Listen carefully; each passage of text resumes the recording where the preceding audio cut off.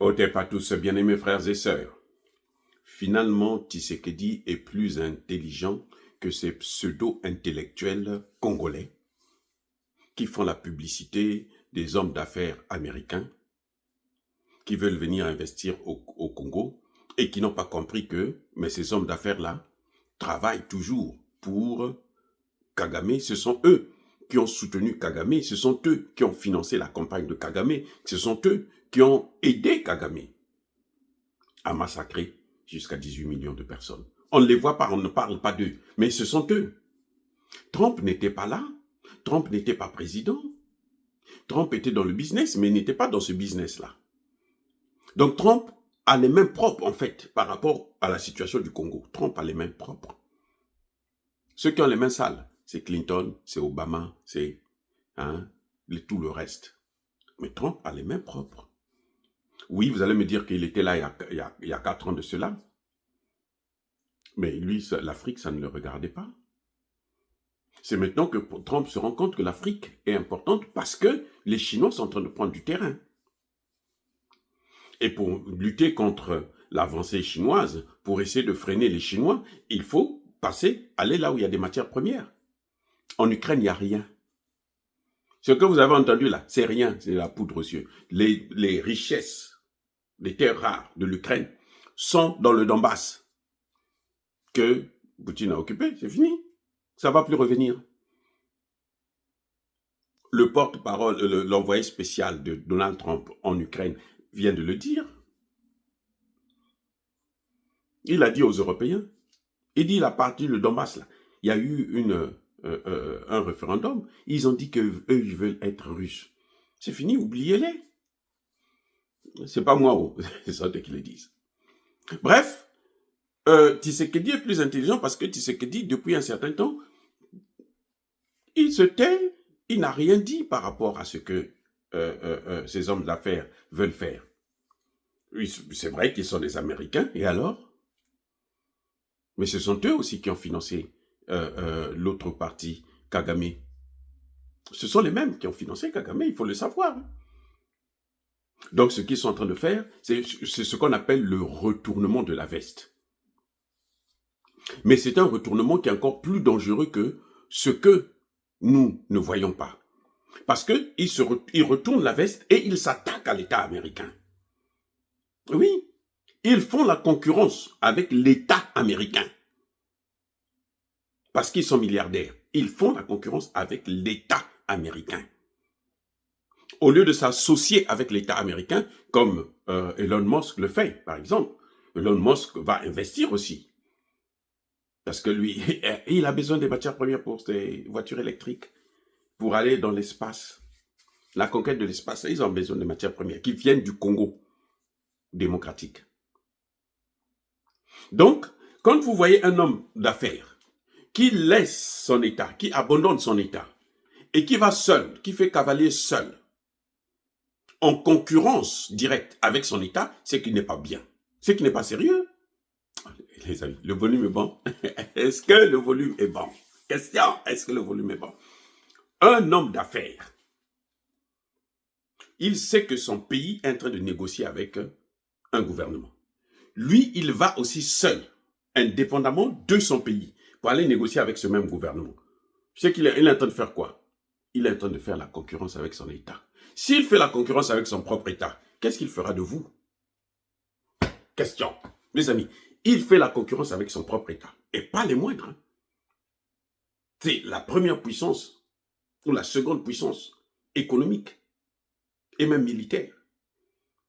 Parce que depuis, avec la montée de la Chine et puis de la Russie, dans le domaine militaire, dans le domaine économique, les autres ont pris de l'avance. Donc, ce pays-là, il y a un individu qui veut faire la guerre contre ce pays. Mais c'est ça, c'est-à-dire que c'est ça l'image même de ce qu'on appelle le mondialisme. Regardez bien, c'est ça le mondialisme. Ceux qui veulent contrôler le monde, s'ils s'attaquent à l'État américain, et si Tshisekedi commet l'erreur de signer des accords avec eux, au lieu de foncer avec l'État américain, vous allez voir, le Congo sera rasé. Il ne sera pas seulement balkanisé, mais il sera rasé. Attendez, comment vous pouvez expliquer ça? Comment? C'est comme si moi, aujourd'hui, je sais que le président Sassou Nguesso est en train de négocier avec la France pour un marché. Et moi, parce que je suis docteur en sciences politiques, j'ai écrit des livres et tout, machin, je travaille aux États-Unis, je vais aller aussi en France pour aller chercher à avoir le même contrat que le Congo est en train de chercher à avoir. Mais c'est grave, ça. Les amis, c'est grave. Je ne comprends pas pourquoi les Congolais sont contre. Les Congolais devraient pleurer. Parce que le Congo ne doit pas se mettre dans une telle situation où il doit choisir entre un État et les milliardaires de ce même État. Le Congo ne doit pas rentrer dans ce jeu-là. S'ils ont des comptes à régler, ils n'ont qu'à régler leurs comptes entre eux. Les amis, ils n'ont qu'à régler leurs comptes. Quand ils vont finir, qu'ils viennent. S'ils veulent investir, ils viennent investir comme tout le monde. Pourquoi ils veulent un contrat particulier avec l'État? Pourquoi? Là où vous pensez qu'eux, ils peuvent faire la concurrence avec la Chine, ils peuvent arrêter la Chine. Mais les seuls qui peuvent faire la concurrence avec la Chine, c'est les Américains. C'est l'État américain, pas les individus. Si les individus ont le pouvoir d'un État, voilà pourquoi ils ont pu détruire nos pays. Parce qu'on leur a donné trop de pouvoir. C'est-à-dire qu'ils viennent au nom d'un État. Ils viennent à la place des États. Ils prennent le contrôle de votre pays.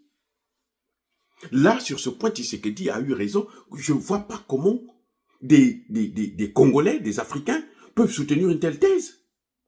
Surtout quand on essaie de regarder leur passé, on voit que mais ils sont dans toutes les affaires fourrées du malheur de l'Afrique.